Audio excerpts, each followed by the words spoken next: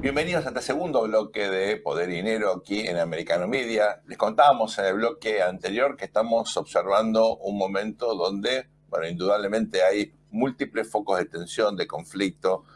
La agenda militar de defensa estratégica se ha impuesto y las preocupaciones hoy geopolíticas son de primer orden. Ya las reuniones de negocios no se hablan solamente de inflación, se habla también del riesgo de una nueva escalada militar, el impacto que esto puede tener en la cadena de suministros. No es un tema solamente militar, impacta en el conjunto, obviamente, de las actividades. Toda nuestra vida cotidiana está hoy efectivamente cruzada por estas preguntas, por estos interrogantes. Para eso, Fabián, tenemos un invitado bien especial. Así es, Juan Bataleme, un destacado politólogo argentino con una amplia experiencia en temas de seguridad, dedicado desde muy joven a los temas estratégicos, militares, antes que se pusiesen de moda. Además de un querido amigo, pero como siempre decimos, no invitamos amigos, sino amigos que sepan del tema. Así que, Juan, bienvenido a Poder y Dinero. Buen día a todos, gracias. Tengo que decir que tuve un excelente profesor en su momento, así que me transmitió la pasión por tratar de entender en un mundo que se hablaba de paz allá en los años 90, el amor por los misiles, ¿no? Que era una cosa muy rara en ese momento. Era los profetas del odio, como nos decía. Mirá de lo que nos venimos a enterar. Mirá, amor por los misiles. Amor por los misiles. Esto no lo había escuchado. Bueno, pero bueno, hay que confesarlo en algún momento. Estamos en la época del disclose, entonces... Esto tiene que ver, Juan, con el famoso anticiclo, ¿no? Cuando todo el mundo habla de paz, hay que estudiar la guerra y viceversa, ¿verdad? Exactamente, es verdad, es así. Y eso se daba en un lugar genial que era en la Universidad de Buenos Aires. Éramos un nicho chiquitito de personas en un verano que nos dedicamos a pensar la política internacional. Cuando todos decían, no, se acabó la historia, justamente nosotros decíamos, ojo que la historia va a aparecer en algún momento. Y Fabián Calle tenía un rol en eso. Bueno, Juan, qué jóvenes éramos. Juan, te queremos llevar a la gran guerra que hay ahora, no a la gran guerra que puede venir, que va a ser en el próximo bloque, sino a la gran guerra que hay ahora, nada más y nada menos que, como diría Mackinnon, en el Heartland, ¿no? En el centro de Europa. ¿Quién diría que va a haber una guerra en el centro de Europa? ¿Cómo ves a más de un año, la operación militar, la invasión de Rusia a Ucrania y la resistencia inesperada por muchos de Ucrania y el apoyo de los aliados? Primer dato es que esto se ha transformado literalmente en una guerra global cuando uno mira las cadenas de proveedores de armas que se están construyendo en función de sostener el esfuerzo de guerra de Ucrania. No habría una Ucrania independiente todavía si Occidente no se hubiera comprometido no desde el 2021, cuando inició la segunda parte de la guerra, sino desde el 2015, cuando dijeron, ojo con Rusia, porque Rusia empezó por Crimea y Rusia no va a parar, ¿no? Y uno tiene que mantener esa mirada en relación a que si se le hace demasiadas concesiones a Rusia, la idea de que Rusia avance es un factor de realidad. Entonces, primero es la globalidad que tomó la guerra, este cambio de posición de China, que está mucho más dispuesta ahora a comenzar a asistir militarmente a Rusia, por lo menos un poco más abierta, de forma más abierta, tal como lo está haciendo Corea del Norte o Irán, que uno puede ponerse a discutir la calidad de proveedores militares que estos actores son comparado con Occidente, pero que demuestran las consecuencias de esta entrada en el segundo año de guerra. Este es un dato importante. Segundo dato importante que nosotros vemos es cómo la dinámica de este conflicto nos ha puesto a redescubrir la importancia que tienen no solamente los ejércitos, sino también contar con reservas en esos ejércitos, ¿no? Para muchas cuestiones que uno daba como perimidas, hoy en Europa se está discutiendo bajas, se está discutiendo destrucción de equipos, se está discutiendo costos de tomar territorio, lo que parecía algo completamente perimido, hoy volvemos a discutirlo. Y una de las razones, por ejemplo, de la incorporación de Finlandia a la OTAN es que tiene la capacidad eventualmente de contribuir con reservas efectivas, constantes y sonantes a un Occidente que, cuando uno mira los números de tropas, languidece cuando uno saca a los Estados Unidos. Y les voy a contar una anécdota chiquita, ¿no? Cuando uno mira la previa a la guerra de Ucrania, el Instituto Internacional de Estudios Estratégicos de Londres hizo un análisis sobre la capacidad que tenía Europa sola de defenderse frente a una agresión de Rusia, ¿no?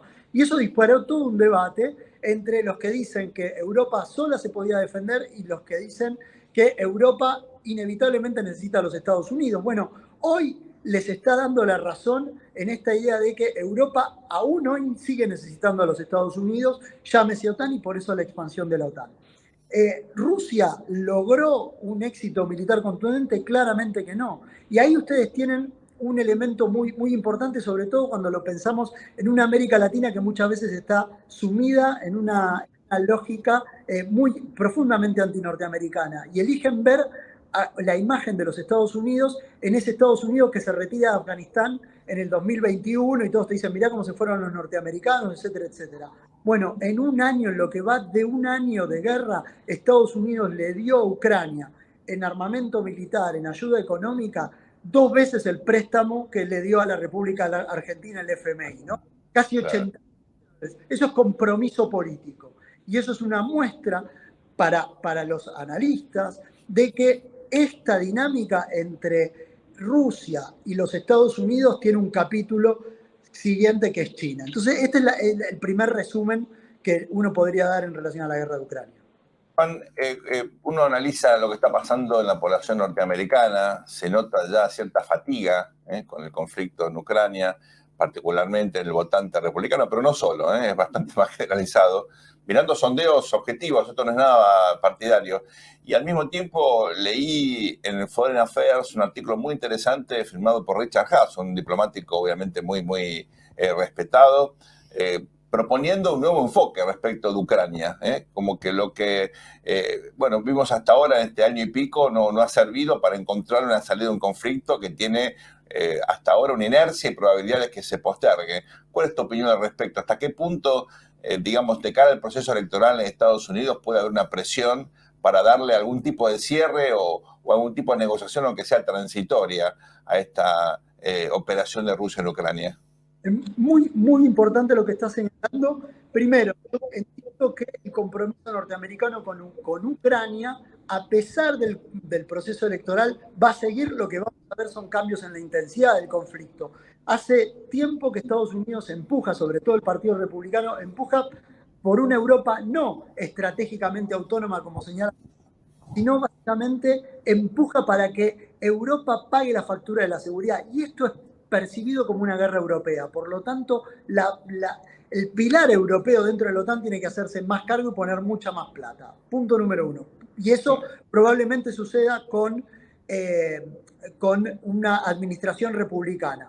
2, la administración demócrata, el mayor problema que enfrenta la administración demócrata cuando lo miramos desde afuera, es que en definitiva el presidente, con todas las críticas que le puede hacer, no deja de ser un guerrero, un guerrero de la Guerra Fría, un halcón de la Guerra Fría. Biden, lejos de ser una paloma, es un halcón y es un halcón demócrata de la Guerra Fría. Y eso explica por qué Estados Unidos toma en esa dinámica política una posición tan antirrusa y rompe con lo que podría ser, y vos mencionaste a Haass, y yo voy a traer a colación a la mesa a Henry Kissinger, ¿no? Henry Kissinger cumple un siglo de vida y su último libro fue Liderazgo. No creo que Kissinger le vaya a dedicar un capítulo de su libro Liderazgo a Biden, sino que justamente... Como me prefacio. ¿Cómo me gusta escuchar eso?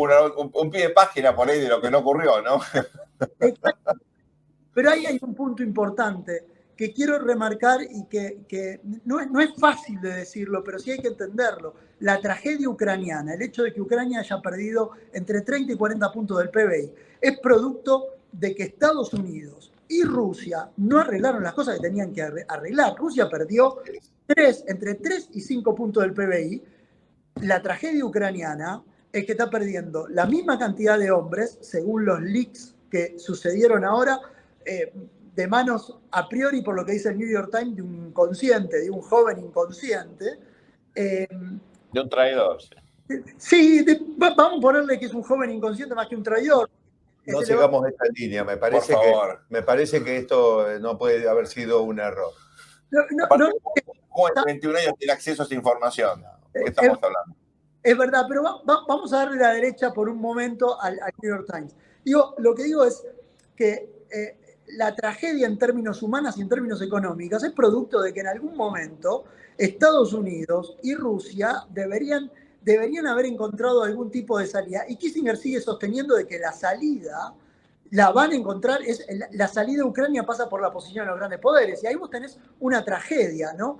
A Finlandia y a Suecia no le interesaban entrar a la OTAN y les interesaba mantener una política de rapprochement, de distensión hacia Rusia, sobre todo por la cercanía con Rusia. Y Ucrania se moría por entrar a la OTAN. Bueno, Ucrania está destruida y sin ingresar a la OTAN, Finlandia y Suecia están intactas y adentro de la OTAN y consiguieron el paraguas de la disuasión nuclear. Entonces, Kissinger